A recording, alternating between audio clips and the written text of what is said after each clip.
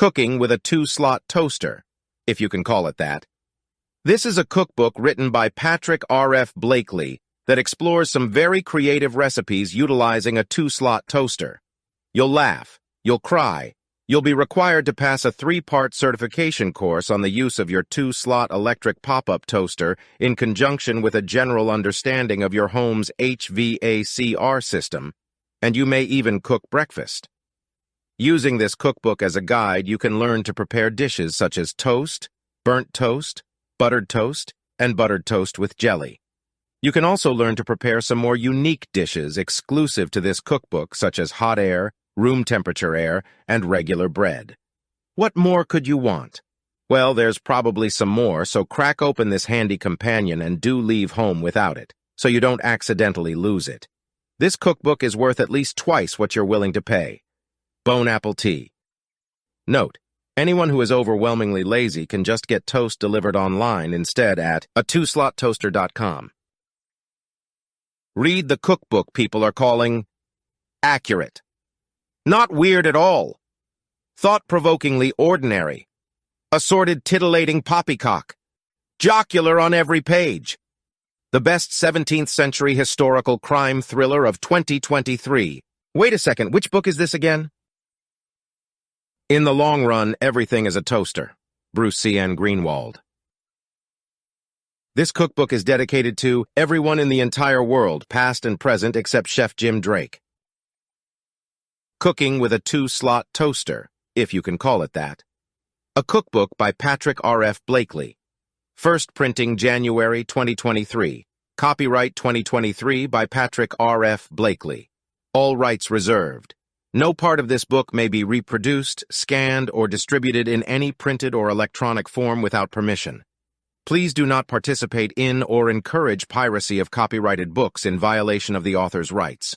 Purchase only authorized editions. Library of Congress cataloging and publication data has been applied for.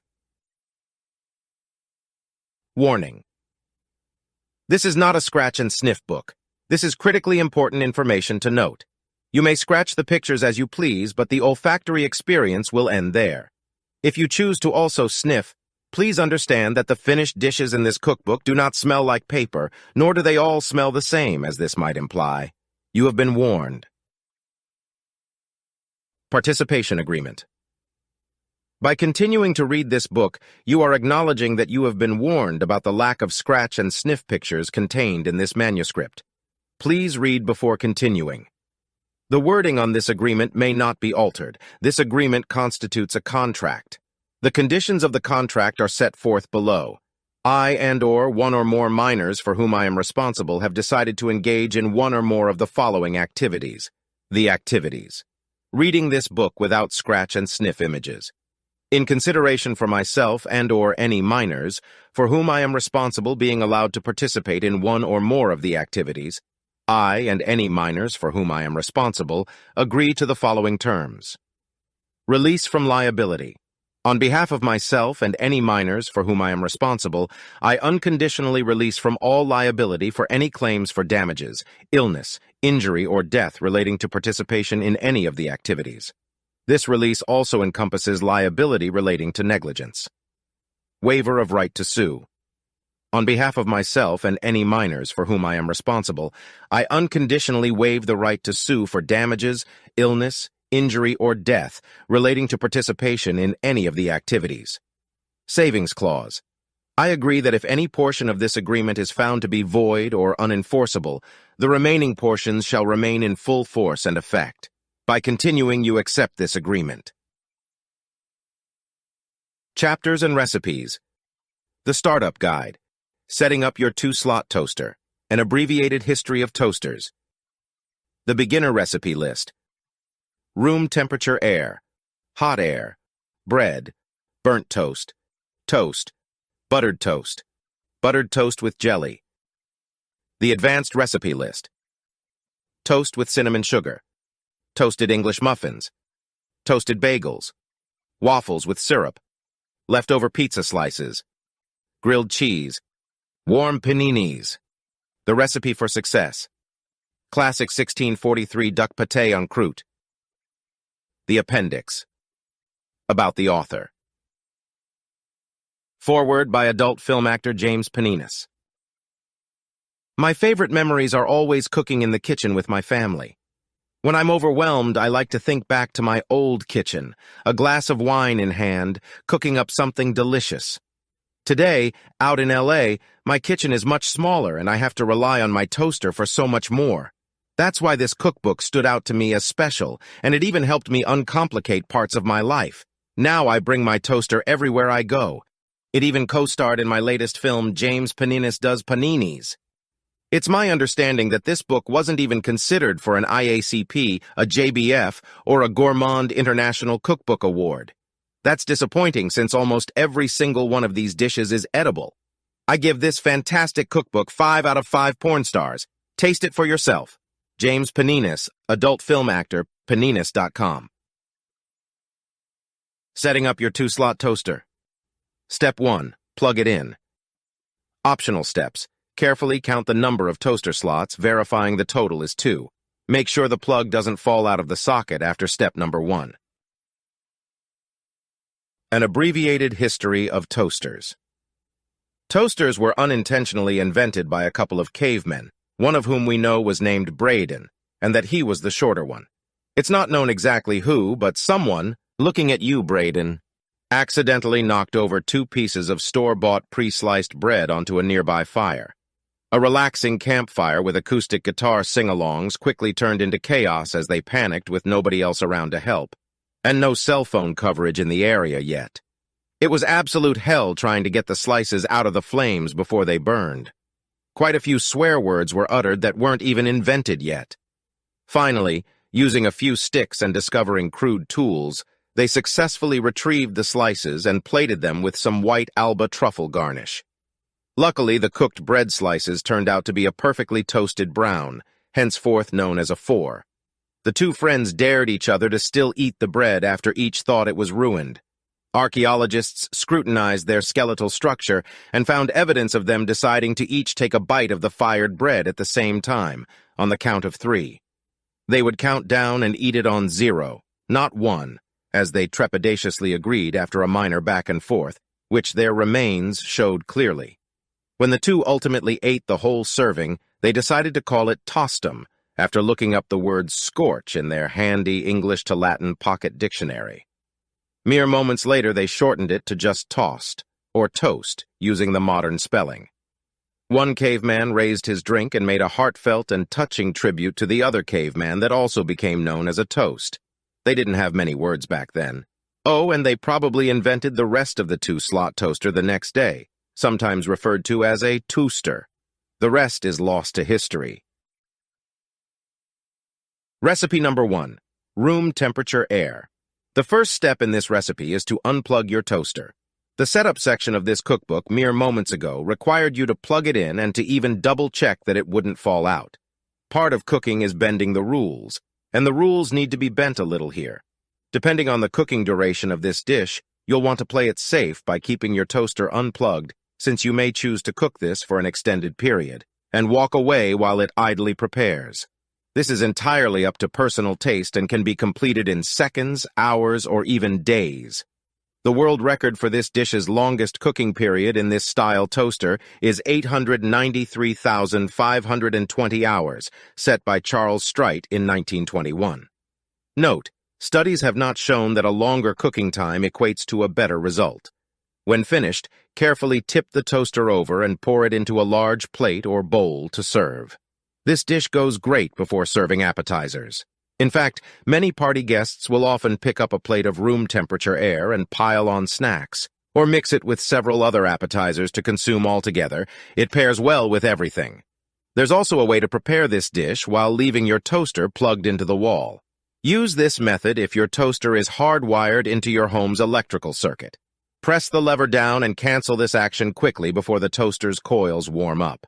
This method requires a bit more skills and, if left too long, may ruin the dish. There are some challenges with this dish, so make yourself aware beforehand. You'll want to have a decent understanding of your home's HVACR system, as it has a huge impact on the outcome of this dish. If your thermostat is set too high, your dish will come out warmer. And if your thermostat is set too low, your dish will come out cooler. Remember that this is all up to personal preference, but the ideal temperature for this dish is between 68 to 72 degrees Fahrenheit, 20 to 22 degrees Celsius. You should also be prepared to compensate for indoor humidity, since that will also play a role in the success of this dish. Again, personal taste, but there are numerous peripheral factors that will change the results of the finished dish. If possible, find your furnace, boiler, and air conditioner owner's manuals, if applicable. Or you can call your local heating and air conditioning company for more information about your system. They will be more than happy to send a tech out to prep you for preparing this recipe. If you'd like to show off a little, you can tell them that refrigerant number R718 is actually just water, and they'll know not to rip you off. Your toaster may or may not be set by the factory to prepare this dish by default. It may even start to prep it without your knowledge. This can be convenient for some, but a nuisance to others. If you've ever found yourself with a mild headache and you're a Sagittarius, check your toaster settings. If it's too high or too low, you may want to turn the dial down to offset the factory settings, even if it's not powered on. You could even choose to unplug it entirely and store it in a cabinet, or at the very least put a toaster cover over it. This solution was discovered by grandmas after their joints seemed to get worse with age. However, not everyone experiences symptoms, and simply turning the toaster's dial may not alleviate all issues. It's best to discuss this with your doctor and mention error code number B07RT8 LLSP, which will give them the most relevant information for a diagnosis on the spot. Not to fear, most people will not have life-threatening issues with this dish, and many will not even experience life-altering issues. So put on your favorite PPE and enjoy this dish with friends, family, and friends of the family. Warning: do not microwave room temperature air, as it may do serious and unrepairable damage to your microwave appliance. Please only prepare room temperature air using a toaster, oven, or toaster oven. Prop 65. Warning: room temperature air is known in the state of California to cause birth defects or other reproductive harm. Recipe number 2. Hot air. For recipe number 2, we need to unbend the rules from the last dish. Please plug your toaster back into the wall securely. You may want to revisit this book's setup guide and consider recounting the toaster slots to verify it's still 2, and double-checking that the plug will not fall out of the socket. The hot air dish requires you to crank up the toaster to its maximum setting, so turn the knob all the way to 10. If your toaster only goes up to 5, then you may want to try to pull the knob off and turn it another full rotation before putting it back on. This will unlock the 10 setting on your substandard toaster.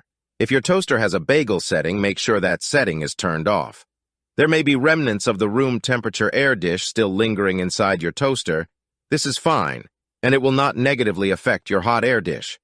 If your friendly neighborhood HVACR technician is still at your home, or maybe backing out of your driveway, go get him and have him come back inside to help you again. Or perhaps you feel you possess the required knowledge of your home's central air, ductless, geothermal, heat pump, fireplace, pellet stove, or boiler system in order to utilize that system for the enhancement of this dish. Make sure to wash your hands after tinkering with your home's heating system to avoid cross-contamination with any food or cooking surfaces in your kitchen. If you didn't wash your hands in Chapter 1, you should consider washing them twice in this chapter to offset that prior miscalculation. Moving on, this common dish is incredibly popular in Washington, D.C., and they're specifically known for making it every day of the week. In fact, this is the unofficial ceremonious dish made at each session of Congress. It's also quite popular at state capitals as well. There have also been many businesses that made themselves known for selling this dish to hot air balloon enthusiasts on an industrial level. You don't need to be a lighter-than-air LTA-certified hot air balloon aeronaut pilot to enjoy this fantastic recipe, though. It can be appreciated by everyone. As a side effect of cooking this dish, you may experience your surroundings becoming a bit balmier. This is nothing to be worried about, and no, you're probably not hallucinating. This might be an issue for some, but others embrace this reaction by cooking this dish first and then continuing on to cooking more complex dishes next. This approach allows the kitchen to become comfy and warm before spending more time in there making longer dishes. It's always more comfortable to cook in a warmer kitchen than in a cold one, so start with this dish and enjoy. This dish is done when you can't hold your hand over the two slots of the toaster, but again, this is subjective and comes down to personal taste. Some prefer to just cook warm air, a similar dish but with a little less bite. This cookbook skips the warm air recipe for geopolitical reasons, but an astute reader may be able to ascertain the full recipe using context clues from this chapter. Anyway, serve by tipping your toaster on its side and pouring it onto a large plate or bowl. Note, this dish will cool down quickly, so you'll want to serve it as soon as possible after it's plated. Pair this hot air dish with hot air, the drink, by simply pouring it from your toaster into a cup or glass and serving it with a straw. Warning: do not microwave hot air, as it may also do serious and unrepairable damage to your microwave appliance. Please only prepare hot air using a toaster, oven, or toaster oven. Prop 65. Warning: hot air is known in the state of California to cause birth defects or other reproductive harm. Recipe number 3. Bread. This recipe is going to take us back to our roots. If you planted bread seed last season, then you can take that literally, since the root of the bread plant is exactly what we need to start this dish. Believe it or not, Jesus Christ fed more than 5,000 people with mostly bread. So we're definitely going way back for this miraculous recipe. Quick, grab your toaster and set it to the number of other gods before me, 0. This simple setting allows you to insert a slice or two of bread into the toaster, and it cooks the perfect bread. Now, if you don't have a garden with fresh bread to pluck up, you can simply unbag a couple of slices from your kitchen's bread box and toss those in the toaster. Store-bought pre-sliced bread is usually a bit more artificial than fresh from the garden, but in a pinch it's certainly an acceptable solution. Note the firmness of the slices as you slide them into the slots. You'll want to recreate this by the end of the cooking process. Once the slices have been fully inserted into the toaster, it's time to take them out, making sure you did not turn the toaster on during the insertion process. Note the firmness of the slices as you slide them out of the slots. How well did you do to recreate it compared to the beginning of the cooking process? Hopefully they're close. You should seriously consider employing a teammate to verify the correct firmness of the finished bread by asking them the following questions. Question 1. Is this the correct firmness? If they answered in the affirmative, the cooking process was a success. If they answer in the anti-affirmative, then you may decide to start from scratch, depending on how far off your teammate deems your finished product. Tip: you might consider paying your teammate for a positive review of your firmness to avoid restarting the entire cooking process. The mathematical formula you should employ when considering this option is as follows: MVB times 2 plus L times EA, whereas MVB is the market value of a slice of bread, and L is the cost of labor for cooking the recipe once. Do not substitute liters or length for L. This will potentially result in penalty yards added to the next attempt or try. EA is the estimated number of attempts you will need to get the recipe right. If you want to be more specific, you can multiply the rate of inflation in the US against how long you think it'll take you to get this recipe right, if more than a day, which will help you plan your bribe more carefully in today's hectic economy.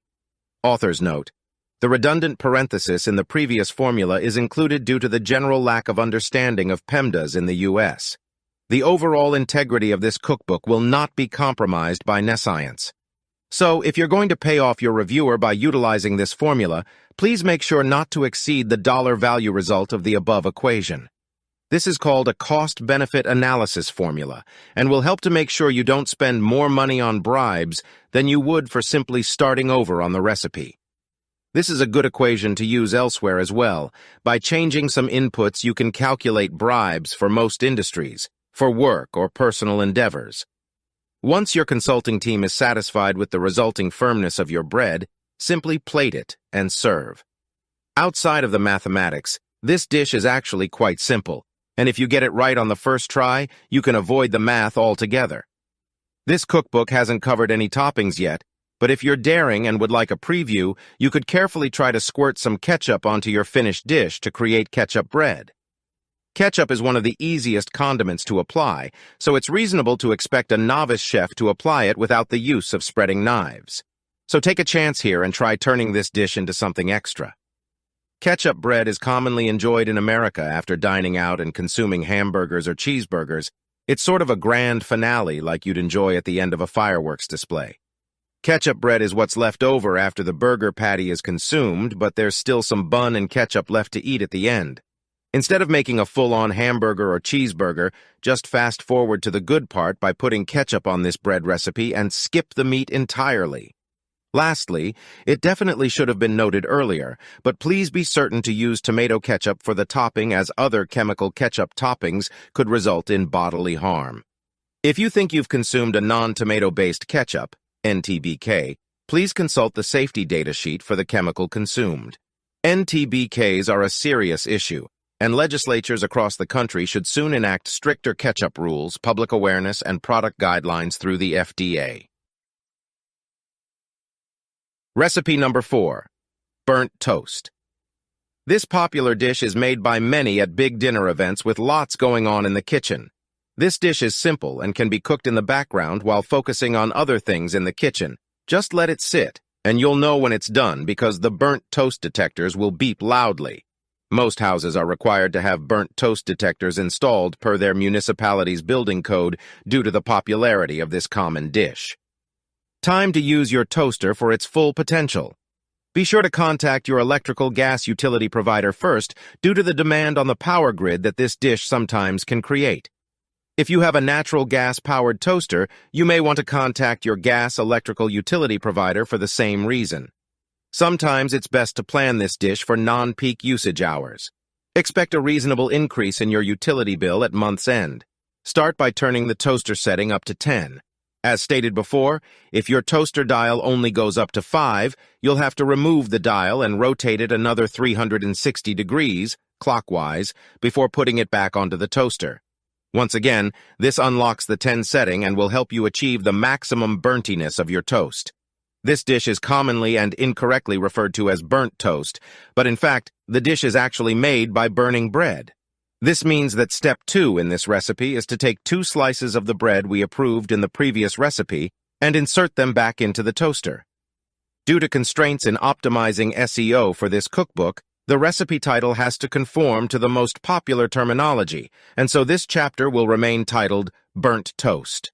With your pre-made sliced bread inserted into the toaster and the toaster's dial set to 10, press down on the lever and let the bread cook. No need to set a timer since your home's burnt toast alarms will tell you when this dish is nearly done. Be warned that this dish can start a house fire since the burning bread can ultimately be cooked indefinitely. So a good rule of thumb is to remove the finished burnt toast sometime between the alarms beeping and the house burning down, often referred to as o'clock. Please have a fire blanket in the kitchen at the ready if you plan to push the envelope on this recipe. Scientists have been able to push this dish to its absolute limits by using a controlled environment to cook bread well past its normal physical and chemical boundaries. This super-extended burn, SEB, actually changes the overall chemistry of the burnt toast so much that it's no longer bread, toast, or even burnt. Using oven mitts, remove the finished slices of burnt toast, plate, and serve. No condiments necessary. They wouldn't be able to compete with the overwhelming smoky flavor anyway. You'd be wasting your money. The burning of bread or toast creates polycyclic aromatic hydrocarbons, PAH, which is a toxic carcinogen.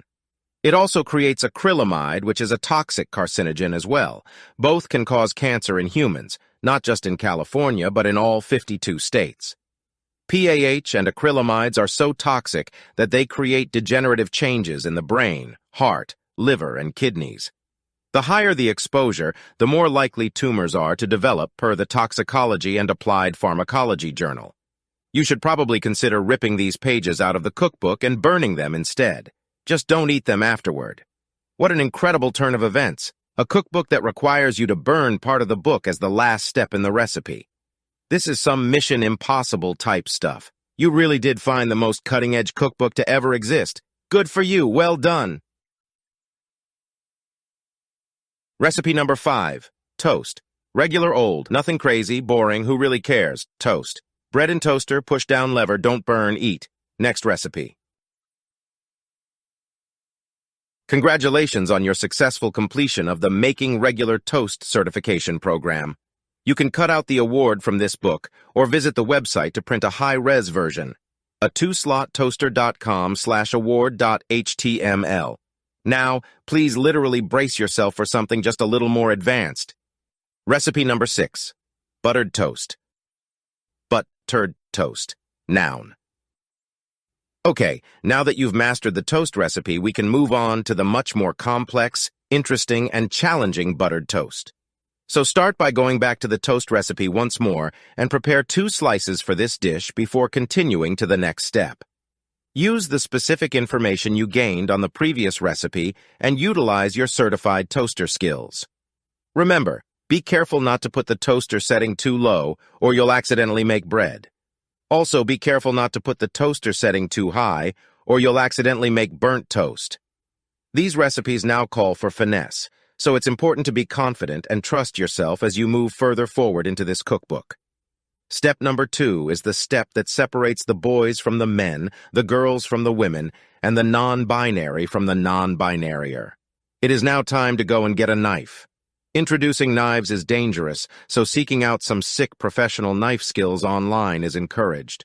For non-commercial applications, wearing personal protective equipment is not strictly required, but is very much recommended.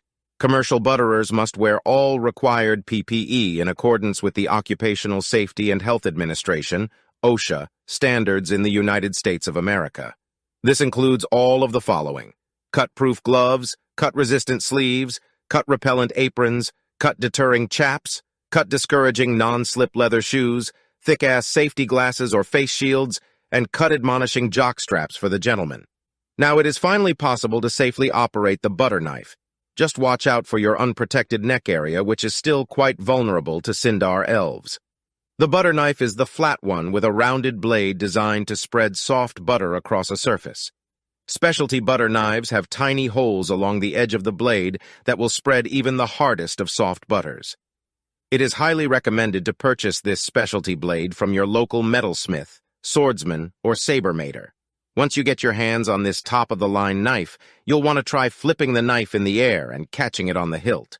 Start by trying to simply do 1 rotation in the air and graduate your flips to 2 or more rotations while airborne before catching it. Remember, we're flipping and catching a knife. This is very dangerous because if we drop it on the floor, it becomes dirty and we'll have to find another knife to flip around. The more rotations in the air, the greater the danger. The rest is quite simple, and you can follow the mathematical recipe in the book using the nomenclature provided for reference as follows: thickness of bread, thickness of butter, specific heat capacity at constant pressure for bread, specific heat capacity at constant pressure for butter, density of bread, density of butter, temperature of toasted bread, weight of bread, weight of butter. The result of this simple equation will yield the best buttered toast you've ever eaten in your entire life, bar none. Science has proven this by error and trial, then finally by trial and error. If you have a pen and paper handy, you should write that down for future reference. Actually, you should go back and write everything down from this cookbook so far, then you will have it handy at a glance, and you'll also have roughly 1.285 copies of this cookbook, which is a better bargain for the price you paid for just 1 book by itself. Go look in the mirror and give yourself a thumbs up. You earned it. Congratulations once again on your successful completion of the Buttered Toast certification. This is the 2nd level of cooking with a 2-slot toaster. You're well on your way to being accepted into a collegiate-level culinary program. You can cut out the award from this book or visit the website to print a high-res version, a 2slottoaster.com/award.html. Feel free to submit this certificate to the college of your choice, along with your application or transfer documents. You're finally ready for the ultimate 2-slot toaster recipe. Recipe number 7, buttered toast with jelly. Don't freak out. Calm down, just breathe. Remember what we went over in the last chapter. Think of your breathing and stay relaxed. The additional complexities of this dish require a sound mind, quick thinking, split-second reaction times, and unparalleled key decision-making abilities. Frankly, it takes courage above all else. Set your worries aside and clean your toaster's crumb tray. Messy crumb tray, messy mind. Set your toaster to the desired level using the available settings of 2 through 9, once again being careful not to cook the incorrect dish. Setting 1 might only cook bread, and setting 10 will almost always cook burnt toast. Once again, we're assuming you have a toaster with settings up to 10. If you have a toaster that only goes to 5, you will have to multiply these instructions by 2. If you have a toaster that has a maximum number that isn't 10 or 5, you can use this handy cross-multiplication formula below to find the correct levels. C times M divided by 10. In the above formula, let C equal the stated cookbook toaster level given in the directions, and let M equal the maximum setting on your personal toaster.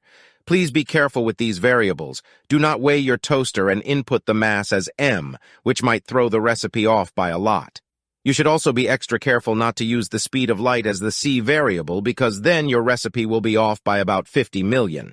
If you really want to get this formula wrong, you could plug in coulombs for C and multiply that by meters for M, which results in 10,000. However, this formula is quite similar to the specific heat capacity formula, which is also relevant, but you would need to know the difference in temperature in order to complete the equation. That being said, if you correctly followed the previous recipe, you would have calculated this variable already. Refer to your notes from Chapter 6 if you'd like to continue here for extra credit. By the way, if you like math and toast, try graphing these two equations and you'll be pleasantly surprised. X minus 2 times 1,000 plus Y 1,000 equals 1. X plus 2 times 1,000 plus Y 1,000 equals 1. Now, after all that math, you'll want to attain a knife again. Spreading jelly is no small task and requires many more knife skills than spreading butter with a specialty knife. No, there's nothing special to be found here, just a flat, boring, dull blade and a slippery substance some call jam. Take a few moments now to attempt to flip this new spreading knife 4 full rotations in the air before catching it. This is the only true way to know that you're ready for the next big step. If you have lower ceilings in your kitchen, you may instead try to just simply flip 1 rotation, but close your eyes whilst doing so. Once the proper tools are on hand, the spreading can commence. For the successful spreading of the jelly, it comes down to a simple technique that will allow the spreader to achieve the highest quality result. Let's begin with your feet spread comfortably, shoulder-width apart in second position. Note that the spreading of our feet will encourage a nice spreading of the jelly. Next, stand comfortably relaxed with your hips centered over your feet and bend your legs very slightly so as not to restrict the circulation through your lower extremities. Keep your arms loose at your sides and your relaxed shoulders above your hips without any tension. Be soft, like the jelly. Take a few deep breaths. Fill your mighty lungs with air, hold, and release smoothly into the atmosphere. Be smooth like the jelly. Close your eyes and imagine you are the jelly. Realize that when you open your eyes, you're just simply spreading yourself on the toast, and the knife is just an extension of your jelly body becoming one with the toast. You find yourself spreading your body completely into the toast. You've fused with the toast and the dish is complete. You've transcended the recipe completely. In fact, you no longer need to consume the toast with jelly because you've absorbed the dish through your jelly appendage while reaching this moment of zen. Your needs are met. You are a whole person. A whole. You are one. You wake up to your alarm clock beeping at you loudly and getting louder. You're groggy, but still know it's weird because you only use your smartphone for alarms now. You open your eyes and reach over to shut it off. The cool air outside your blanket bites at your slightly sweaty forearm. It's suddenly peaceful in the dark room. Your mother is knocking at your bedroom door across the room and asks if you're all right, her voice muffled by the closed wooden door. She mentions that your alarm clock was going off for a really long time. You suddenly realize you're going to be late if you don't get out of bed right now. Your bare feet hit the matted carpet loosely attached to the subfloor when you realize that you haven't lived in your parents' house in forever. What the hell is going on? Did you just dream the last several years of your life? Or are you dreaming right now? You get dressed while trying to shake the odd feeling before walking down the stairwell of your old family home. The step that creaks the most is still the last one. You sit down at the kitchen table for breakfast as usual, and plated in front of you is a pair of the most perfectly buttered and jellied pieces of golden brown toast you've ever seen in your entire life. You and your breakfast levitate. Congratulations once again on your successful completion of the Making Toast with Jelly certification program. You can cut out the award from this book or visit the website to print a high-res version, a 2slottoaster.com/award.html.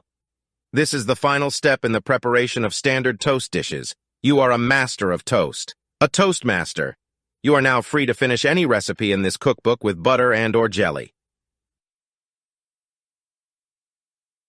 Recipe number 8. Hot inside parts of a toaster. Start by plugging in your toaster and turning it up all the way. Just kidding. This chapter is a joke.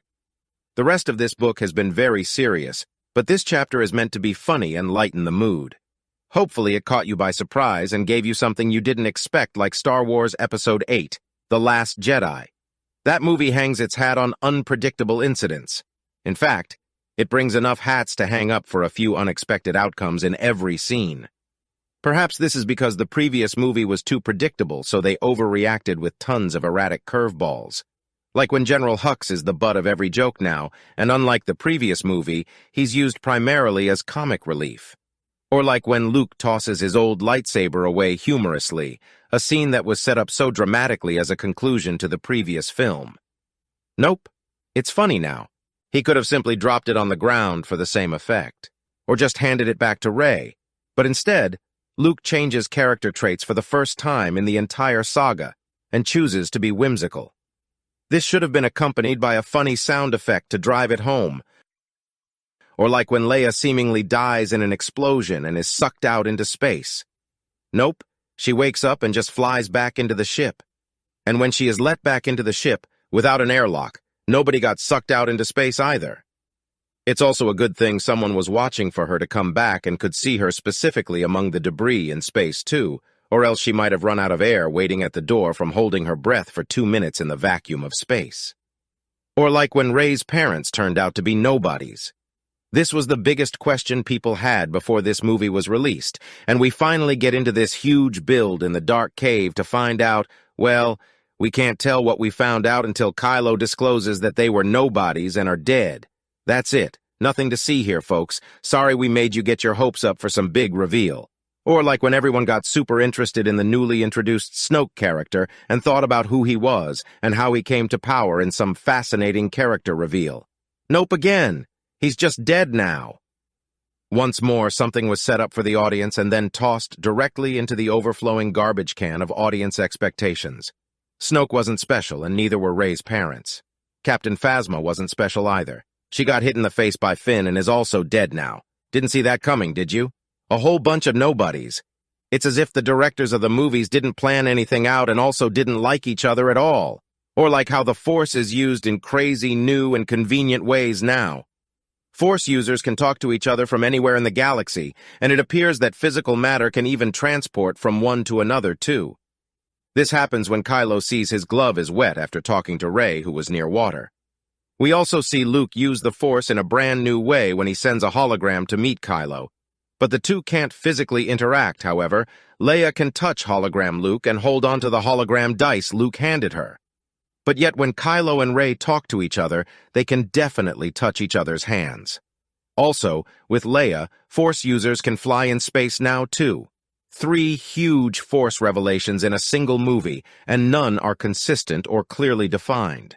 If the characters are going to have superpowers, they need to have rules or general guidelines for the viewer to have an understanding of the continuity. Otherwise, the script could, and does, call for the characters to do literally anything at all. Or like when we're built up to understand that there's only one master codebreaker in the entire galaxy that can help out our 2 would-be heroes, Finn and Rose. But every single time, nope. It turns out they fail and get thrown into a cell with someone who just so happens to be another master codebreaker that can help them. Holy moly. Didn't expect that, did you? He also decided not to break himself out of the cell for some reason. Maybe he was too tired from all the code breaking he'd been up to prior and needed a nap in the holding cell first. Not for nothing, but Finn and Rose are the 2 most serendipitously lucky people in the entire movie. They lucked themselves into a second master codebreaker mere seconds after finding the first one that unknowingly waited for them and could then break them out of their holding cell. They then luckily found a human-sized sewer grate in the jail's hallway just a few steps away, with a lid that wasn't bolted down so they could effortlessly escape. What a massive oversight in the design of the holding cells. Then luckily, the random vagabond master codebreaker didn't abandon them, found a ship, and somehow found them after they miraculously didn't get hurt riding those animals through walls. Then, even though their newfound friend double-crossed them, the stormtroopers decide to be dramatic and try to make their death more painful instead of just killing them off. But yet they survive this even when the weapons are literally touching the hair on their heads. Then, when Admiral Holdo sacrifices herself, so many stormtroopers are shown having been killed, but not our two lucky little scamps in the middle of it all. They, of course, survive. And finally, luckily, Captain Phasma is distracted and doesn't just shoot them herself, and Finn is able to win in hand-to-hand combat against her. Should have shot him when she had the chance. Darn it. Or like when Finn is driving so far ahead of the other pilots in his ground skimmer, straight into the big cannon, and Rose somehow catches up to crash into him perpendicularly so that he doesn't sacrifice himself, then gives him a little smooch. Betcha didn't expect either of those things. By the way, let's continue their luck trajectory where neither of them are destroyed by the enemy in battle while piloting their ground-skimming crafts. Then neither of them are killed in the high-speed crash into one another. Without it being shown on camera, Finn luckily was able to carry Rose all the way back to the base without being attacked by the First Order when walking past them. It was also a considerably long distance away, too. Those ground skimmers were going fast over a long period of time. Finn flew right up to the cannon, then walked back to the base in pretty much an equal amount of screen time. Or like our expectation of how fast spacecraft can move in this fictional universe. Apparently, for the sake of the script, the First Order ships can't just go a tiny bit faster. If they could, there'd be no movie. Also, after 7 previous main Star Wars films, we're finally introduced to fuel, a plot device on which this movie hinges its entire script. All 2 hours and 30 minutes of it. It's tough to say what was more riveting, the manufactured slow-crawl chase scenes in space or the appendage of a B story at the casino filled with parking enforcement outside and a master codebreaker convention inside. It's a super time-sensitive mission, but we absolutely need to take a good chunk of that time to connect with the poor children and try to save the animals. They added appendages to the appendages. Furthermore, Poe Dameron would have been dishonorably discharged, or whatever the resistance equivalent is, for the countless times he disobeyed orders. Right off the bat, he got nearly everyone killed, leading an attack that General Leia ordered to stop. He practically disobeys orders in every single scene in which he appears. After Leia gets tired from flying through space, Vice Admiral Holdo takes over command. It's doubtful that a vice admiral answers to a captain, by the way, but Poe seems to push her for explanations that he is certainly not owed. She outranks him so much that he didn't even know what she looked like before meeting her in this film. He's only ever heard of her impressive past record. However, on her side, it was bad leadership to withhold a simple yet critical plan from everyone for feeble, made-up reasons. Again, at the same time, Poe doesn't need to know the plan. He's not in charge, and he shouldn't even be on the bridge of the ship. He's not a commander anymore since he got demoted for getting most of his fleet killed. By the end, they even laugh it off and forgive him for a mutiny that should probably have been punishable by death. Incidentally, during a mutiny, people are usually put into a holding cell or a brig, preferably without human-sized loose sewer grates, and they definitely don't get to keep their weapons. Holdo gets out because of this major oversight. This is probably a good thing because with Poe at the helm, he might have sent another ragtag duo to a different casino planet to find someone with even rarer skills to try to help them. It's surprising that after all the misdirection in this movie, they didn't zoom in on Vice Admiral Holdo after she sacrificed herself to show that she survived the lightspeed collision and landed the remaining bits of the ship safely at the planet's base with the others. Or maybe Rose could have crashed into her at the last lightspeed millisecond to prevent Holdo from sacrificing herself too. Maybe even giving her a little smooch afterward too. The First Order should have just blasted every resistance ship the moment General Hux gave the command and his dreadnought was in position, 3 minutes into the film. The runtime for this movie would have been under 10 minutes long, and most of that would have been the First Order filling out debrief paperwork and reloading a few shots back into their cannons. Instead, Hux gets interrupted by a single enemy fighter and immediately tells the pilot that there will be no terms or surrender. If that's the case, then why even talk to the pilot in the first place? Just shoot him. He's even sitting still for crying out loud. They were going to kill them all anyway. Fire away. And who just lets random little ships come up and talk directly to the enemy's general? Once again, Hux has to be at the receiving end of every joke, and if he doesn't let the pilot speak, we wouldn't be able to include a Yo Mama joke in the opening of this space-based romantic comedy flick. Romantic due to Rose kissing Finn, of course. What a fun place to go with such a valuable and historic movie franchise. By creating so many unexpected outcomes, this movie becomes a parody of an action movie. It takes viewers out of the movie world each scene, so much so that it turns you around and becomes more of a movie about an audience who is watching an unrealistic, over-the-top movie. You're taken out so far that you're placed behind yourself in some sort of parallel parody reality. Reality? A movie with one or maybe two unexpected small events can make things a bit interesting. Sometimes, besides the cliché hero barely survives trope. But when every single scene is set up and then knocked down, it becomes the script that cried wolf. Last, and certainly least, The Last Jedi did not include even one toaster droid, better known as an MSE-6 series repair droid. We're told this is the distant future from when we first saw these droids on the silver screen, and yet instead of evolving into giant toaster-like end-boss people droids, they were actually removed entirely. This is the biggest blunder in the entire film, and frankly the only one that can't be forgiven. It's possible to look past most of the issues in Star Wars Episode 8, The Last Jedi, but not including toaster droids is simply a bridge too far.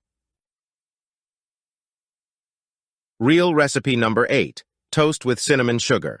Note, our lawyers have informed us that you are not allowed to make this recipe crunchy in any way.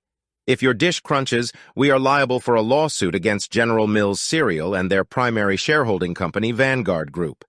Please keep your toast soft for this recipe and set your toaster's dial below level 2 or 3 before continuing any further. For this recipe, you will need freshly made soft buttered toast, refer to previous chapters as needed, and cinnamon sugar, preferably not on every bite. You should probably avoid swirling it too, just to be safe.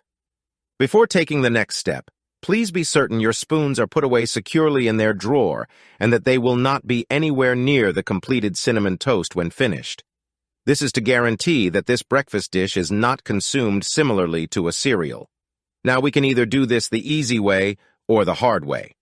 The easy way is to upend the cinnamon sugar container and sprinkle a decent amount of the delicious topping onto the buttered toast. A light dusting should cover most of the toast while also getting a little bit on the countertop or table.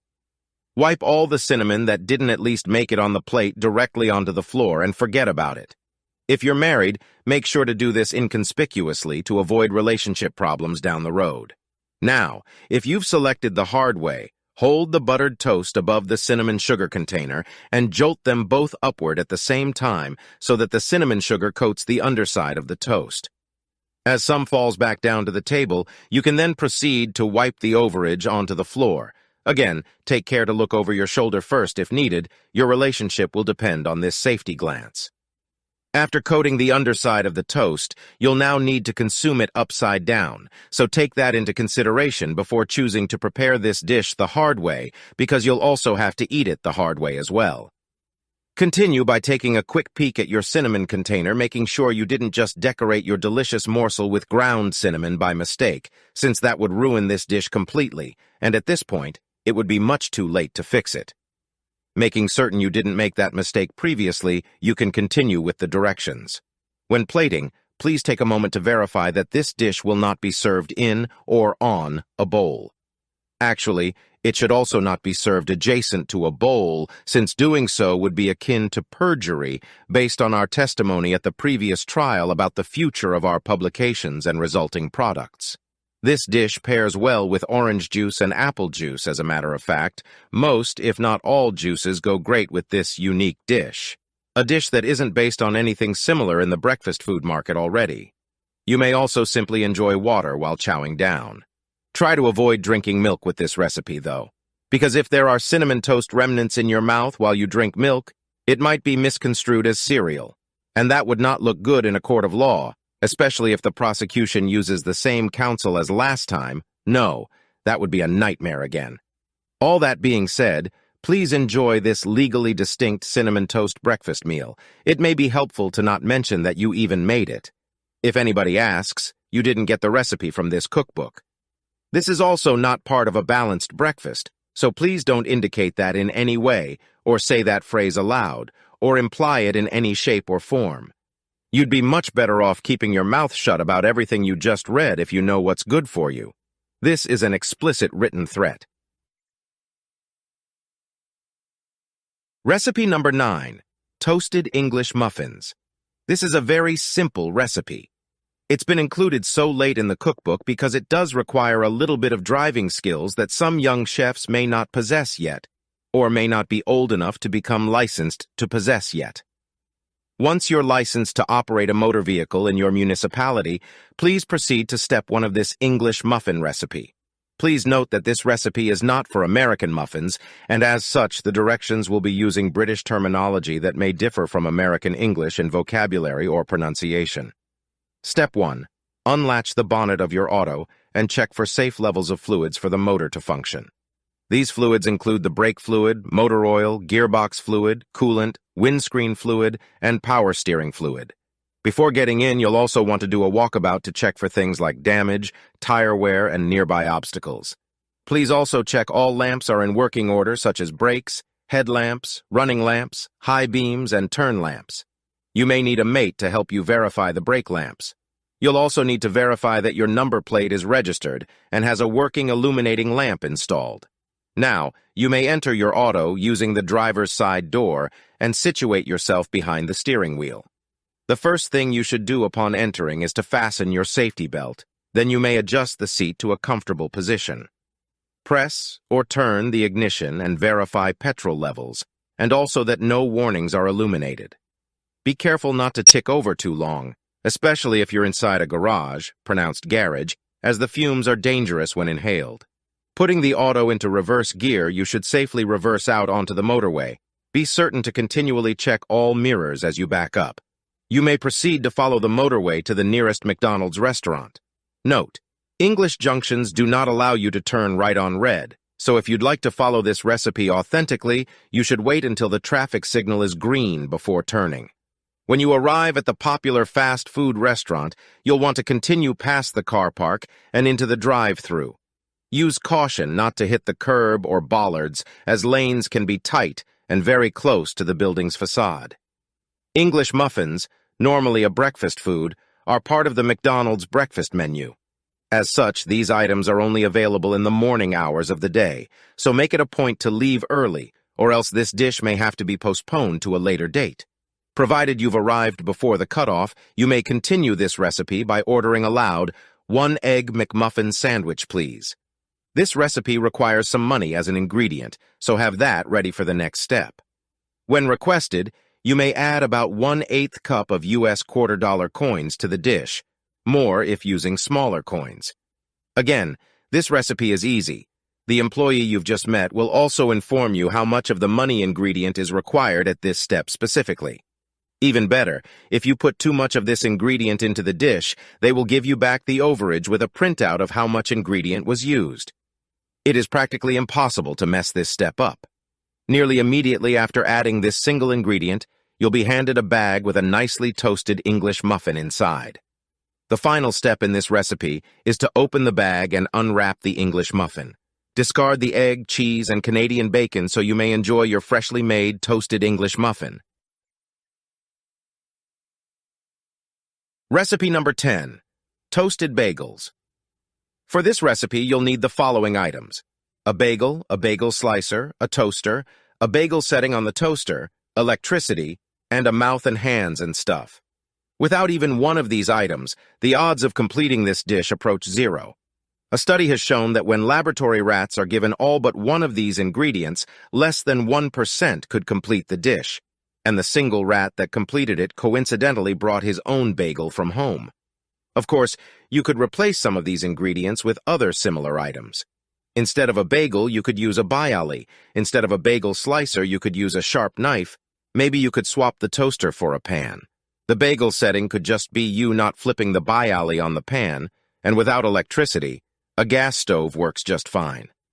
Lastly, if you don't have a mouth and hands and stuff, you could simply use your other appendages to cook, and a feeding tube can bypass your mouth. See, There's always another option. No problem is unsolvable. Except for the Birch and Swinnerton-Dyer conjecture, that one is freaking impossible to figure out. This does bring up the Ship of Theseus philosophical question, though. If you replaced all the ingredients with something else, did you really make a toasted bagel? Or Hecate, which asks what specifically makes a toasted bagel to begin with. What part of the recipe specifically makes this dish this dish? To answer these questions, the next step in this recipe is to enroll in a collegiate philosophy program, preferably at a well-known school with a good football program. You're looking for a major specifically called cognitive science. General philosophy would probably cover what this cookbook needs you to know, but the more specific, the better. You definitely don't need to worry about a master's degree or PhD. A simple BA will work just fine. Feel free to continue into graduate school or postgraduate school if you'd like, but it will not affect this dish's result or taste. After the previous prep work is complete, you can start by using a bagel slicer to split the bagel in half. Do not flip the bagel slicer in the air, as it may land on the bagel and cut it an unintended direction. The proper cut should be done vertically so that you have two sections that look like the letter O, as opposed to perpendicularly, which would result in two sections that look like the letter C. If you end up with any parts of the cut bagel that resemble the letter W, you'll need to start this recipe from the beginning and try again. Now take your sliced bagel halves and insert them into the toaster's slots with the flat side facing inward at one another. Out of all the steps in all the recipes of this cookbook, this one is possibly the most beneficial. Find the bagel setting on the toaster and enable it. This will prevent the toaster from toasting the rounded side of the bagel, which is the side showing the Maillard reaction. The Maillard reaction is not an important part of this step, so you do not need to attain a food science degree to continue this recipe. To quickly explain, if your child complains that they don't like crust, what they actually mean to say is that they don't like the Maillard reaction. Shame on them. Anyway, set the desired toastiness level and press down on your toaster's lever to complete the dish. When the toaster pops the bagel slices up, it may scare you and/or your cat, so approach with caution. You should also be warned that thick-ass bagel slices may not pop up all the way and should be removed with great care. As tempting as it may be to retrieve this delicious meal with a knife, do not do it. A metal knife could complete the electrical circuit from the plug's neutral and hot wires and would result in electrocution, named after electrical execution, of course. You do not want to be toasted by your toaster. This would also kill the toaster, so again, do not do this. Remove the slices by hand and be prepared for their extreme heat. They were just toasted at up to 1,200 degrees Fahrenheit. Plate this dish and, using your previous experiences, add butter, jelly, cinnamon sugar, or even explore new things such as cream cheese or peanut butter. Recipe number 11. Waffles with syrup. You can toast almost anything that will fit in the two slots of a toaster. If you like graphing paper, then you'll love this recipe. Making waffles with syrup in a toaster is like eating a Microsoft Excel spreadsheet for breakfast. You can even plot data using the syrup. But let's not get ahead of ourselves. First, we have to make the waffles by opening up the package of frozen pre-made waffles. Remember, you bought these a while ago, and they've been sitting at the bottom of your freezer for some time now. Don't worry, they're still good, but we kinda need to make them right now so they don't expire. There's nothing quite like mandatory breakfast. Also, make sure when you bought them a while ago, you didn't get the circle ones. This recipe's math is all based on square waffles, and circle waffles require the use of pi. While this chapter will touch on Euclidean geometry, it will not focus on anything except square waffles, specifically 4x4 squares. Pie is also not a breakfast dish, nor is it relevant to toasters, which are rectangles. If you'd like to learn more about pie and circles, you may be interested in the next chapter where we use math to warm up leftover dinner food. Slide the two waffles into the two slots of the toaster. Make sure the toaster isn't upside down. You don't want to slide the toaster down onto the upright waffles. This will prevent them from popping up when they're done. Or if you have a particularly well-made German toaster, it may pop your waffles right through the countertop. Set the toaster to the desired level, keeping in mind that they just came from the freezer, and you'll need to compensate for how cold they currently are. Use the helpful formula below to determine the toaster setting offset for frozen waffles, S+2. Let S equal the setting you would normally choose for unfrozen food. You should also remember that soft waffles are preferred by most, so the goal is to find the gigantic Goldilocks zone between frozen and burnt. When done, stack your waffles on a plate and let the fun begin. Now, before we move on, we need to take a moment to seriously discuss the most dangerous ingredient in this cookbook. This chemical stems from the Acer saccharum, a member of Saponinaceae, which is made up of two monosaccharides that form a disaccharide, or a high molecular weight polysaccharide in this specific example. This chemical is infamous for hydrogen bonding because of its 8 hydroxyl groups. When dihydrogen monoxide, DHMO, is added to this chemical, it adheres to the solute molecules, which are also jagged and pointy, and everything becomes more viscous. In the end, we're left with an extremely sticky chemical called grade A maple syrup. Take all precautions when working with this chemical. If it gets on your clothes or tablecloth, it may create a permanent bond and destroy them. Please wear the necessary PPE when working with any chemicals. Using the 4x4 waffle grid, there are 216, or exactly 65,536 unique bitonal image variations of how you can pour the syrup over your finished dish. The syrup is like the Excel true or false data being entered into the cells of the waffle. With syrup being a true or false variable, we can do if statements for breakfast. What fun! We can also add other formulas to make ingesting the data simpler and more efficient. For example, if you wanted to quickly add syrup to the entire waffle, you could simply enter the data into just cell A1 and then drag the corner of the cell down through cell D4 instead of pouring the slow, viscous semi-liquid out of the sticky container. However, if you want all the cells to always match A1, even if A1 changes in the future, you'll need to write a more specific if statement. This formula could be accomplished a couple of different ways, but the most common way is to use the following logical function: equals if. A1 equals true, comma, false. The statement before the parentheses is the function, and the next sequence before the comma is what we're asking the formula to check. The middle text between commas is the output if the check is true, and the final section is the output if the check bounces. This formula will keep all of the cells the same as the first cell, so if there's syrup in A1, there will be syrup covering the whole waffle. If you were to drag the formula upward from, let's say, D4, you would receive a #ref error. In this case, you would want to change the formula from A1 to $A$1, or €A$1 in Europe. Now go ahead and drag up and the formula works again. Some people like to eat breakfast waffles with only about half of the cells populated with data, and others like all of the cells' fields to be filled out. Some people like to write extra long lines of data and let it spill over into the next column, or they choose the wrap text option, spilling the data lower into a thicker row. When the data starts to spill out of the table, you might have problems on either side of this analogy. Other Excel options are quite easy with waffles. Pivot tables, for example, can be accomplished several ways. First, you could rotate the plate to pivot the waffle. Second, you could stand up and sit in the adjacent seat perpendicular to the waffles. Or third, you could literally pivot the kitchen table 90 degrees, which is where the pivot table tool gets its name. Now, finally, sink your teeth into the data. Additionally, both Waffles and Excel spreadsheets can be shared and enjoyed by multiple people. With Waffles, this would involve making a batch of waffles and sharing them with friends or family. With Excel spreadsheets, this would involve sharing the spreadsheet with others and collaborating on the data within it.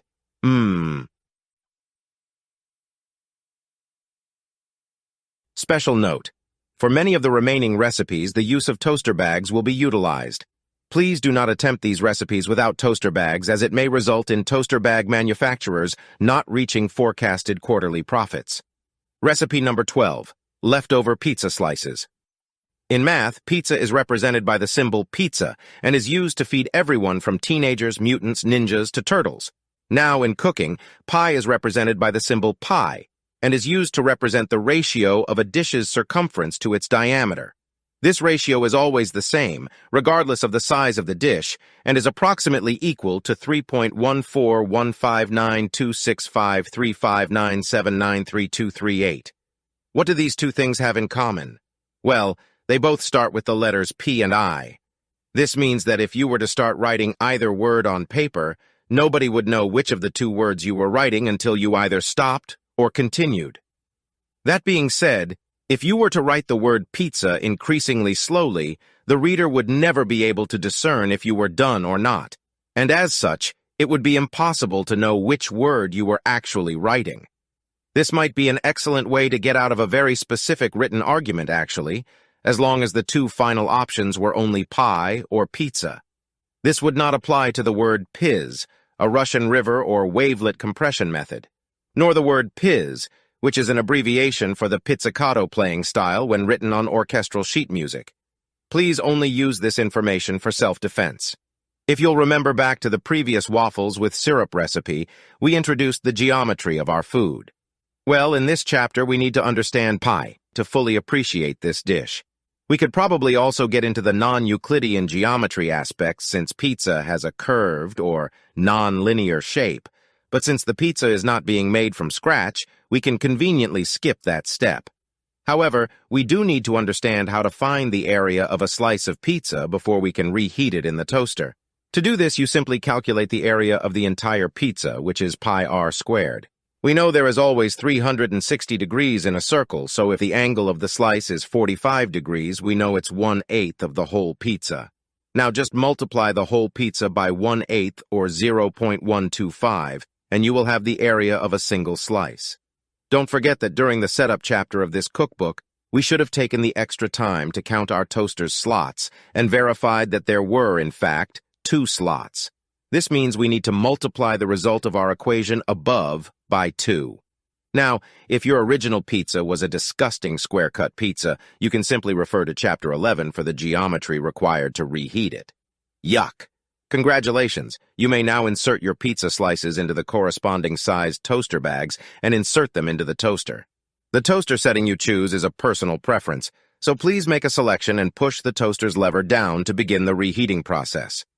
Once the toaster has completed the reheating process, the automated pop-up feature will raise the slices out of the slots, and depending on how strong the spring is, may even plate the dish for you.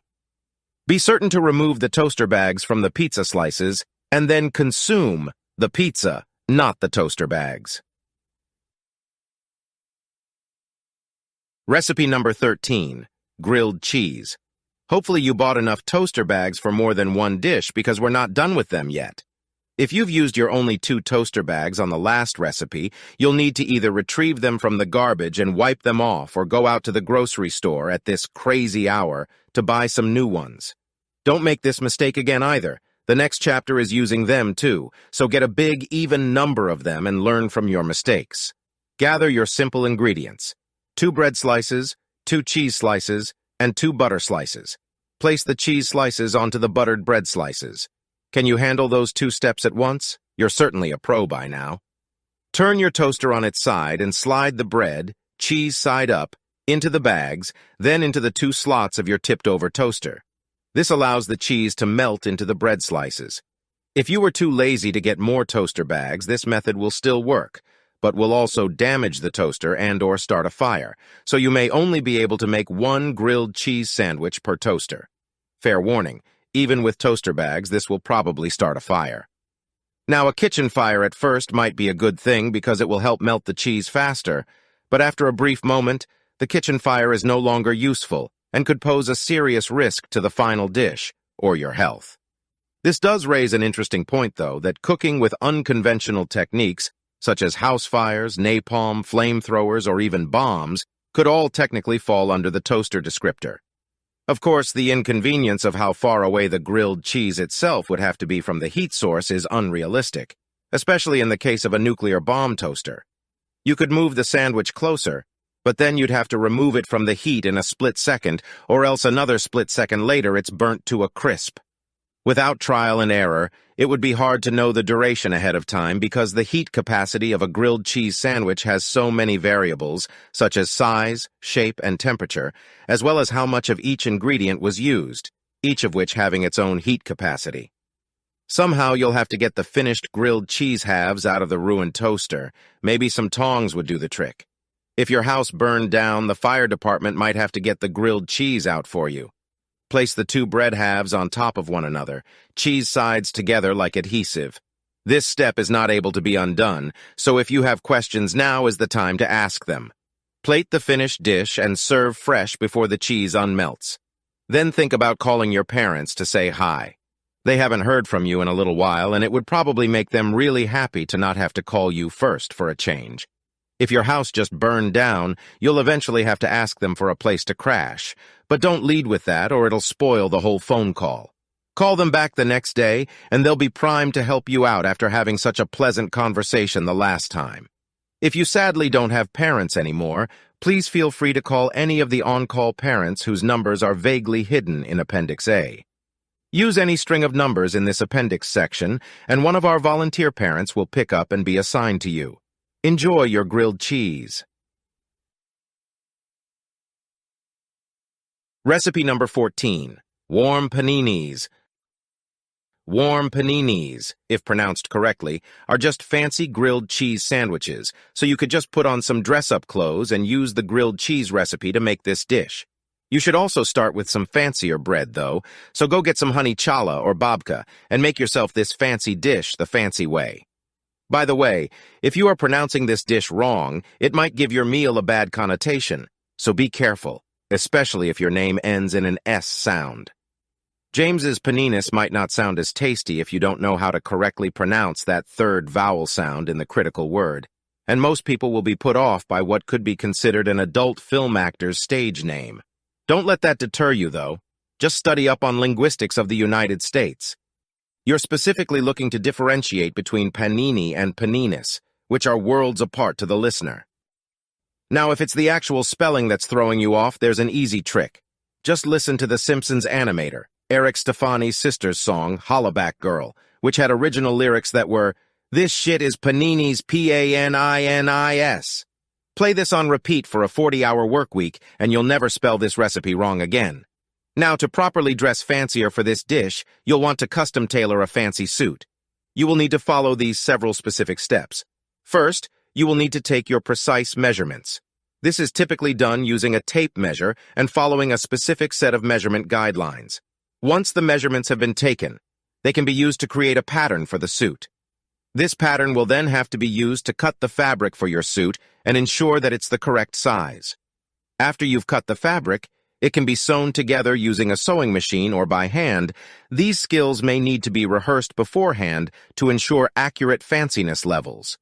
One sewing mistake may detract from the finished dish. This intricate process will involve attaching the various pieces of the suit, such as the jacket and pants, using a series of stitches and double stitches. Once the suit has been assembled, it can be fitted to you, the wearer. This may also involve making adjustments to the fit of the suit, such as taking in the waist or adding darts to the jacket. Finally, the suit can be finished with details such as buttons, lining, and other embellishments. A top hat and monocle may be added to your overall fancy attire to complete this recipe. Enjoy my warm paninis, you fancy grande horizontal. Recipe number 15. The secret recipe. Tony, don't put this one in the cookbook, it's just for us. The secret recipe, and in life, is to start, which will get you into the best possible relationship with them. This is super helpful because they give you the authority to do whatever you want with all of that money, tax-free, by the way. You don't even need to do anything complicated like you may have thought prior to this chapter. Just follow the few simple instructions on the previous pages and then contact that phone number so you'll be totally set for life. See, it really is all about who you know, and it was my pleasure to be able to introduce you to them. No need to thank me. Congratulations. Recipe number 16. The recipe for success. Sometimes you just need to set the bar a little lower and succeed, succeed, succeed. This might be a little off-key coming from a comedy cookbook, but have you thought about this yet? That this might actually be a motivational book draped in the cloak of a cookbook using the toaster as a metaphor. If you thought these recipes were overcomplicated, then you're ahead of the game, but there's definitely more to it than just that. Well, here we are, the most important recipe in this cookbook, the recipe for success. This is where the cookbook might get a little cocky and up its own ass, like James Peninis. Accomplishing small, digestible goals can have a big impact on our mental health and overall success. When we set and achieve goals, no matter how small they may seem, we experience a sense of accomplishment and satisfaction that can boost our confidence and motivation.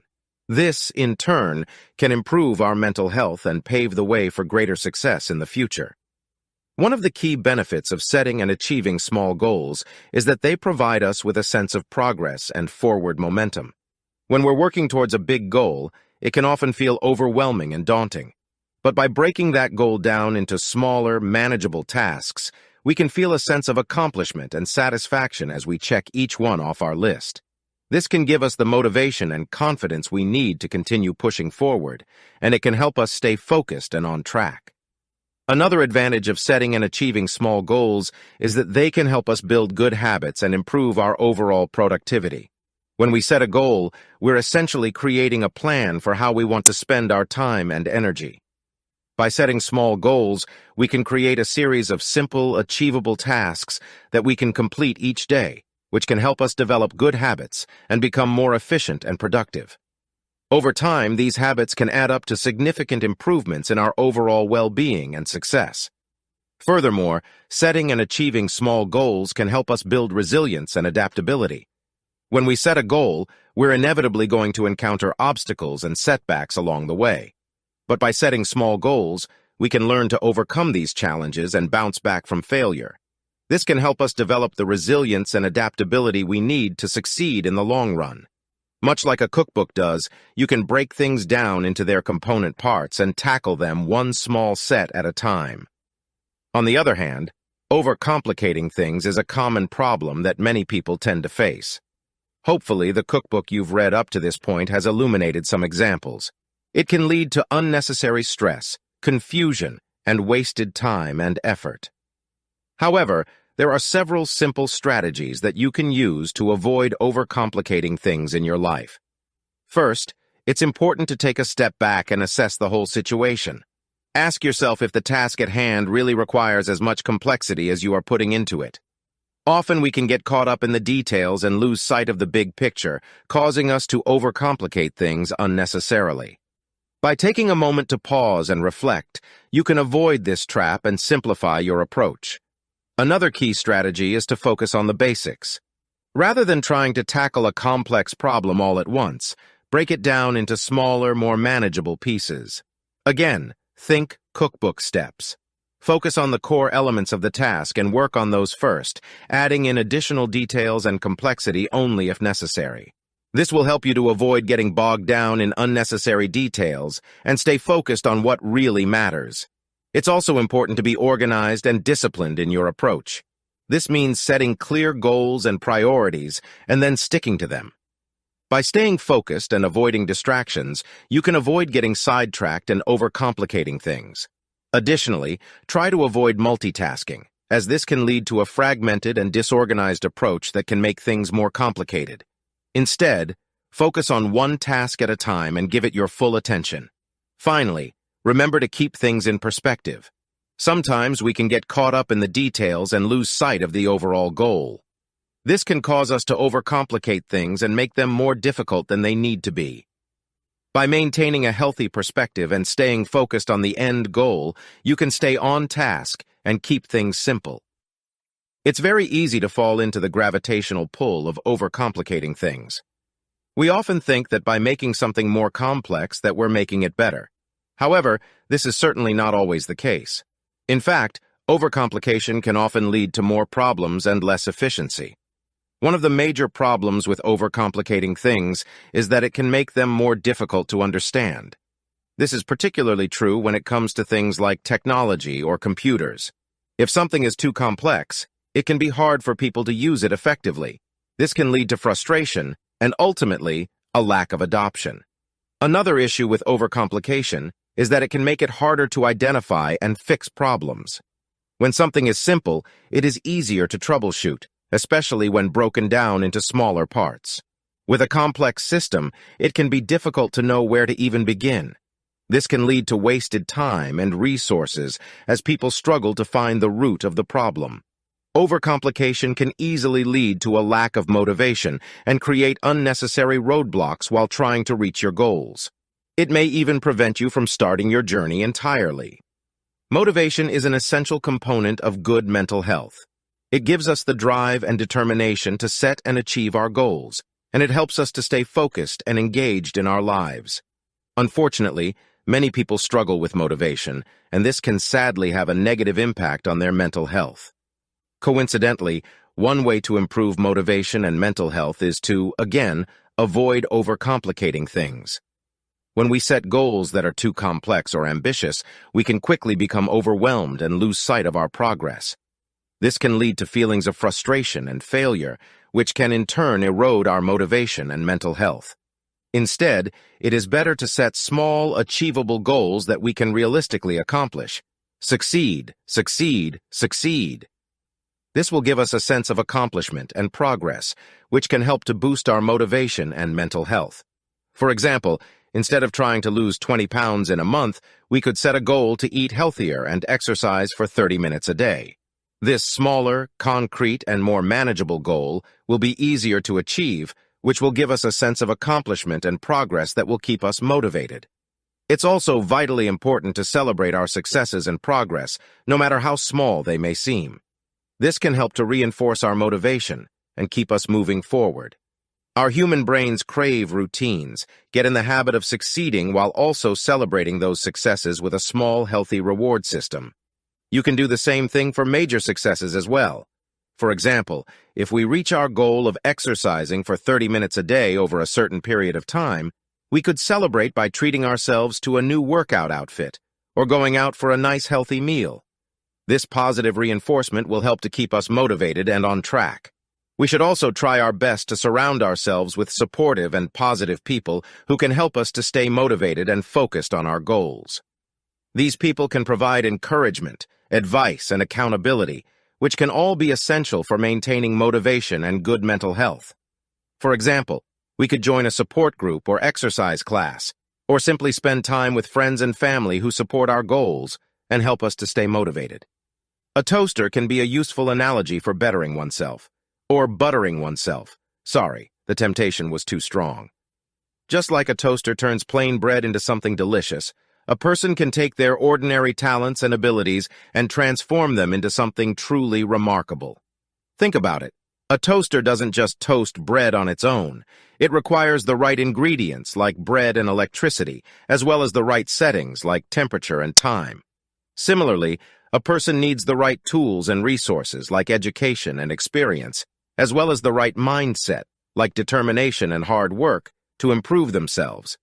Just like a toaster produces the best results when it's well maintained and used properly, a person will achieve the most success when they take care of themselves and use their abilities wisely. And also, just like a toaster can produce a range of results, from lightly toasted to burnt, a person's growth and improvement can also vary, depending on their effort and dedication. Recipe number 17, Classic, 1643, Duck Pâté en Croûte. If you've made it this far, you should feel very accomplished. Even if you weren't actually cooking all those previous dishes, it's pretty obvious you weren't, and that's okay. But it isn't too late to start either. Just trying to save you a little time with that double contraction, you're welcome. Join in for one final dish, one grand finale of toaster appreciation. Buckle up. You're going to need all the training you developed for this extra special course. Duck pâté en croûte is a dish that typically consists of a mixture of ground duck meat and seasonings, which is then encased in a flaky pastry crust and baked until golden brown. The ingredients include duck meat, butter, onions, garlic, cognac or brandy, salt, pepper, and herbs, such as thyme and parsley. The pastry crust is made from butter, flour, salt, and water, and may also include an egg wash to give it a golden color. Other ingredients, such as bacon or liver, may also be added to the filling for added flavor. 1 duck meat, ground, 1 onion, chopped, 1 clove garlic, minced, 1 egg, beaten, 1 tablespoon butter, 1 tablespoon cognac or brandy, 1 tablespoon heavy cream, 1 teaspoon thyme or parsley, chopped, 1/2 teaspoon salt, 1/4 teaspoon ground black pepper, 1 sheet of thawed puff pastry, 1 cup breadcrumbs. In the 17th century, the cooking methods and techniques available were somewhat limited compared to those of today. So, the authentic 1643 recipe is prepared as follows. First, prepare the duck pâté filling. This will involve grinding the duck meat and mixing it with herbs and spices, as well as other ingredients such as breadcrumbs or eggs to bind it together. To do this, use a large skillet and melt the butter over medium heat. Add the onion and garlic and cook until softened, about 5 minutes. Add the ground duck meat into the skillet and cook until browned on both sides, about 5 minutes. Add the cognac or brandy, cream, thyme or parsley, salt and pepper to the skillet and stir to combine. Bring the mixture to a simmer and cook for an additional 5 minutes. Transfer the duck meat mixture to a small pie dish. The pâté is then placed inside the pastry crust, which is made by combining flour, butter, and water to form a dough. To do this, roll out the puff pastry on a lightly floured surface to a size that is slightly larger than the pie dish. Cut a small hole in the center of the pastry to allow steam to escape. The dough is then rolled out and shaped to fit the pâté. Carefully place the pastry over the duck meat mixture, pressing the edges to seal them. Brush the pastry with the beaten egg.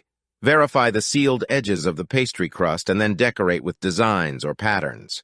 Place the pie dish on a baking sheet and bake in the preheated oven for about a half hour, or until the pastry is golden brown and puffed. The 1643 method would use a wood-fired oven. If you'd like to stay true to the original recipe, you should consider their lack of technology. This was the most common method of cooking in the 17th century, and it would have required careful attention to control the heat and ensure that the pâté was cooked evenly. Let the duck pâté en croûte cool for a few minutes before serving whole or slicing into portions. Serve with toast points. To make toast points using a toaster, the most important part of this recipe. First, slice a loaf of bread into thin diagonal slices. Place the slices in the toaster and toast them until they are golden brown and crispy. Once the toast points are ready, remove them from the toaster and let them cool for a few minutes before serving. You can serve the toast points plain or topped with butter, cheese, or other toppings of your choice. To ensure that your toast points turn out perfectly, be sure to use a sharp knife to slice the bread evenly and avoid over-toasting the bread. It can also be helpful to upgrade to a higher quality toaster with adjustable heat settings for this dish, so that you can adjust the heat to suit the specific needs of the bread you're using and your personal preference for the level of toastiness. This final dish should also be accompanied by a variety of other dishes, such as roasted vegetables or other meats, as well as wines or other beverages too. Place the finished dishes under a cloche, say the magic word please, and reveal by lifting the cloche and saying voila. Upon completion of this last dish, you have now earned 192 toast points and have completed this cookbook. Congratulations! Appendix B. Build your own pop-up toaster. To build your own pop-up toaster, you will need some basic materials and tools, as well as a general understanding of electrical circuits and wiring. The following are the steps you can take to build a pop-up toaster. Gather the materials you will need, including a metal toaster housing, a coiled heating element, bread holders, wire, and a power supply. Cut 2 slots in the metal toaster housing for the bread slices to fit into. These should be spaced far enough apart to accommodate the thickness of the bread. Attach the bread holders to the inside of the toaster housing, making sure they are aligned with the slots you cut in the previous step. Install the coiled heating element inside the metal toaster housing, making sure it's positioned near the bread holders. Use screws to secure the heating element coils in place. Connect the heating element coils to the power source using the wire and power supply. Make sure all connections are secure and there are no loose wires that could cause a short circuit. Test the toaster by placing a piece of bread into each of the slots and turning on the power. The bread should toast evenly, and the heating elements should get hot enough to turn the bread into toast. If everything is working correctly, you can add additional features to your toaster, such as a timer, a temperature control, or perhaps most importantly, a pop-up mechanism to automatically lift the toast out of the toaster when it is done. Remember to use caution when working with electricity, and make sure to follow all safety guidelines. If you are unsure about any step in the process, it is best to consult with a professional or seek guidance from an experienced toast expert.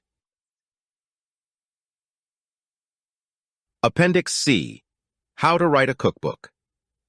To write a cookbook, you would need to start by deciding on a theme or cuisine that the cookbook will focus on. This will help to give the cookbook a sense of cohesiveness and direction. Once you have a theme in mind, you can begin to compile a list of recipes to include in the cookbook. As you develop your recipes, be sure to include detailed instructions for each step of the cooking process, as well as any helpful tips or variations on the recipe. You will also need to include information about the ingredients needed for each recipe, measurements, and any special instructions for preparing the ingredients. In addition to the recipes, you may want to include an introduction or other informational sections in your cookbook. This could include details about the theme of the cookbook, the history and origins of the cuisine, and any interesting facts or anecdotes related to the recipes. Once you have all of the recipes and other content compiled, you can begin to organize and format the cookbook. This includes designing a cover, dividing the book into chapters or sections, and arranging the recipes in a logical order. You may also want to include photographs or illustrations to enhance the cookbook and make it more visually appealing. After the cookbook is complete, you will need to proofread and edit it to ensure that all of the content is accurate and free of errors. Once you are satisfied with the final product, you can publish your cookbook, either by self-publishing or by seeking a traditional publishing deal. Appendix D. How to write a toaster cookbook. If you want to write a cookbook that only uses a toaster and not a toaster oven, you will need to come up with a variety of recipes that can be prepared using only a standard toaster. Some dishes may include toast buttered toast with jelly, toast with cinnamon sugar, toasted English muffins, toasted bagels, and perhaps a motivational section about how not to overcomplicate things and accomplish small goals using the toaster and the cookbook as a metaphor for life's challenges. You will have to hope that the reader makes it through the book up to that point to ensure that the metaphor lands. You'll also have to sell the cookbook as just an ordinary cookbook without targeting people who seek to be motivated, or else the metaphor and twist is spoiled. You'll be hoping that the Venn diagram of toaster cookbook lovers overlaps the people seeking motivation quite a lot. Maybe you could put a big asterisk on the cover so that it catches the reader's eye and fascinates them, or entices them to pick it up and read it. The cookbook could use comedy to keep the reader engaged enough to push through to the motivational section hiding toward the back, but you'll have to be careful not to make the chapters too long, or else it might get stale. However, you'll want them to be long enough so the reader doesn't become disengaged and feel that you're phoning it in. Pictures may help, so you might consider paying a little more upfront to print the interior of the book in color to maintain the reader's interest longer. When the reader does finally get to the motivational section of the book, you will have to find a way to write it without sounding super pretentious, a feat that may not actually be possible, but worth a shot. Maybe draw attention to the idea that it's a little tongue-in-cheek by creating an adult film actor stage name and using it to say that chapter might get up its own ass a little.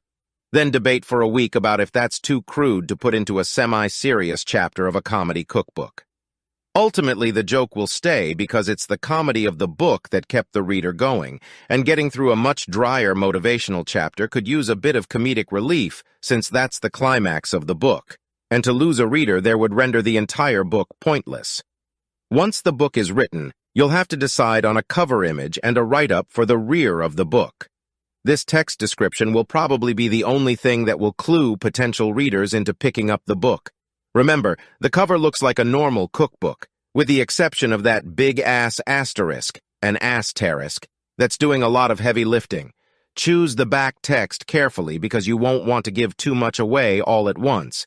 But you also don't want the cookbook to sound too silly to read either. There's a fine line here, and you'll have to try to thread the needle to make it enticing. Think about the steps a potential reader will have to make in order to reach the intended goal of getting all the way to the motivational section of the cookbook. First, they see the bright cover. Then they're intrigued by the asterisk. They turn the book over, or click to see the rear online, and read the brief but captivatingly funny write-up. They may flip through some pages if they can, but from here they'd have to decide to purchase the book. Next, they would need to read it and enjoy the comedy and pictures enough to get all the way to page 143, which is actually just page 137 because you tricked them. Then, and only then, do they find out the twist that the book is a metaphor, and the goal was to help give them an understanding of how to declutter their lives a little. At this point, they've achieved the intended goal, but you should also hope that they enjoy the twist enough to spread the word by mouth to their friends or family. If they get all the way through Appendix D, you may even tell them to do that directly. Share it with their friends and family, and they should do that right now, perhaps. Go ahead, send a text message right now. In addition to these recipes, you could also include a variety of other dishes that can be prepared using a toaster in a creative way, or as an accessory to the main course, maybe as a big grand finale dish. With a little creativity and experimentation, you can come up with a wide range of delicious recipes that can be made using only a toaster. If you're clever enough, you may even be able to write about dishes that are unique to your cookbook alone that nobody else would be crazy enough to think up. Appendix E, about the author. Patrick R.F. Blakley grew up as a young toaster in North Syracuse, New York, USA, Earth, Orion Arm, Milky Way, Local Group, Virgo Supercluster, Laniakea Supercluster, Universe Hash 291, 419,303. If humanity goes extinct and future evolved inhabitants find only this book to understand the human race, well, good luck, bon chance, viel Glück, buena suerte, likatil, sanslar, HZ Seid, MWFQ Bashid, Ka'aihoch Kadi, Chuck Mayman, Kyle Tuke, Chastlevo, Juni Hao Yun, Xing Yun Wo, and Hengunul Bibnida. Patrick's obsession with toasters began inconspicuously when choosing a username for an online chat program called America Online Instant Messenger, AOL Instant Messenger, or just AIM. Anyway, his original usernames included PappyDude2, chosen by his father, Smudge223, a spelling word in middle school, and Toxic Toast 2102, after a favorite Mighty Mighty Bosstones song, and the original band name of the lead singer Dickie Barrett. In college, he decided he needed to find a username that started with the letter A, since the friend list on everyone's program was sorted alphabetically. Another stipulation was that he wanted a clean username that didn't have any superfluous numbers attached to the end. He found himself repeatedly clicking on the Wikipedia random page button until he found something interesting, a page about toasters. This page struck him because his current username also had the word toast in it, and the first image on the page had a caption, "2-slot toaster." This was all the inspiration he needed. By simply adding the letter A to the front of the caption, he had himself a unique username that would be at the top of the username list, and it didn't need any additional numbers at the end. We did it, everyone! From here, Patrick thought about making the nickname Toast Stick, but the idea was too cringy, though the nickname was really good. However, going further, he started using the username everywhere online. One message board, the Something Awful forums, or simply SA, hello fellow goons, I'm protected, etc., required an avatar to use with the online profile. This wasn't a problem because the SA Mart threads always had artists willing to help. One artist gifted an avatar of a cartoon toaster with a big number 2 on top and a funny grimace. It was clever and perfect. After a while, Patrick looked into some toaster history and decided to purchase a restored 1934 antique toaster, the first ever automatic pop-up 2-slot toaster. Using a master restorer from New York City Toaster Central, Patrick acquired the very first item in his toaster collection. The collection has since grown to include anything related to toast, from books about toast, books about toasts, wedding toasts for example, books by fake people named Toast, pictures of people almost named Toast, Toast Ale, bread and butter wine, toast street signs, toast town pamphlets, paint colors with toast in the name, CDs by bands like the Toasters, autographed promo posters by bands like the Toasters, ticket stubs for shows for bands like the Toasters, stuffed animals like Beanie Babies whose names are Toast, computer hardware and discs for video toaster software made by Dana Carvey's brother, Toast shirts, neckties, and so much more. Patrick is also a member of the Toaster Collectors Association. Yes, that's real. Look it up. The association meets officially once per year somewhere in the U.S. and talks about the unique and niche hobby. Patrick is a marching band music judge and has written several other books, mostly about percussion and marching music, but some historical essays as well. If you're interested in tenor drumming or Tare Hill, You might be the most similar person to Patrick in the whole world, and that's saying something because Patrick is a twin. If you enjoyed this cookbook and found it entertaining, please consider sharing it with a friend. Independent books rely heavily on word-of-mouth promotion, and passing along this title is a big help. It would mean a lot if you searched for Patrick R.F. Blakley and rated this book on Amazon.com and Goodreads.com. If you enjoyed this cookbook but don't enjoy cooking, you can get toast delivered to your door instead at a2slottoaster.com.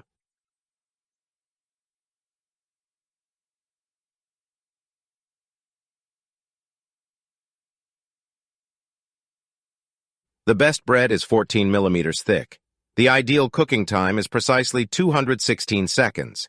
The ideal amount of butter is 0.44 grams per square inch. Dr. Dom Lane, Consultant Food Researcher.